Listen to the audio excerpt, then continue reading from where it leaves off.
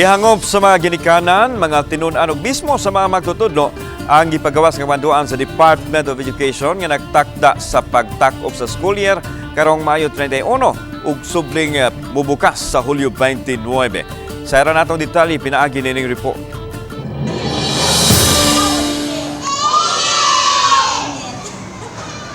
Init dili. Kini ang gisinggit ni mga primary school students sa Lahog Elementary School sa ilahang kahimtang nunot sa nasinati karon nga sobra ka init sa panahon.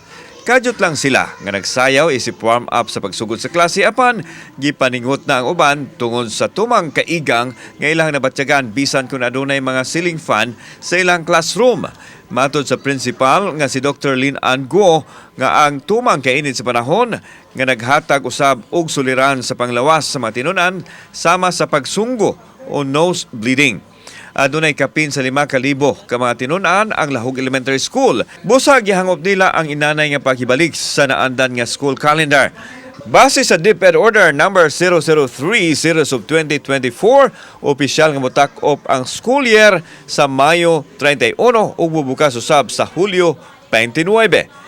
Para sa ako, for my opinion, this is pro students and this is ideal for the Cebu City since para lang ninako based on experience since ang atong mga kabataan murag naanad na ug naanda na nato kana siya nga mga dates sa atong opening of classes. Gitanaw nga makaya ra pod based on provision sa balaod na as to number of school days in a school year, so mo-cover man siya kay ang atong dili siya makulang based on that requirement sa provision sa balaod, no.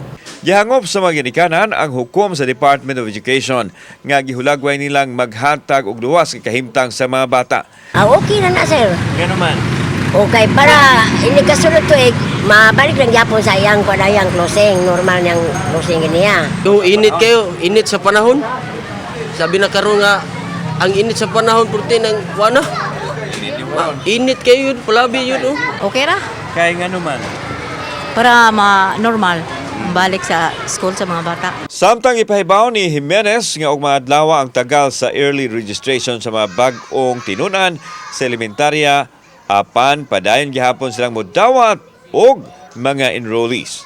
Magpa-enroll untag sayo ang mga ginikanan kay mao magunay basis nato sa unsa pa nga need nato sa furniture sa lingkuranan, mao gina ang ato amang gyud ng enrollment, ang need nato sa classroom, ang need pa gyud sa teacher, no? So kay aron makita may baw-andaan, and then we can request to the central office for additional possible teachers. Kauban si Clover Lumayag, ako si Alan Domingo.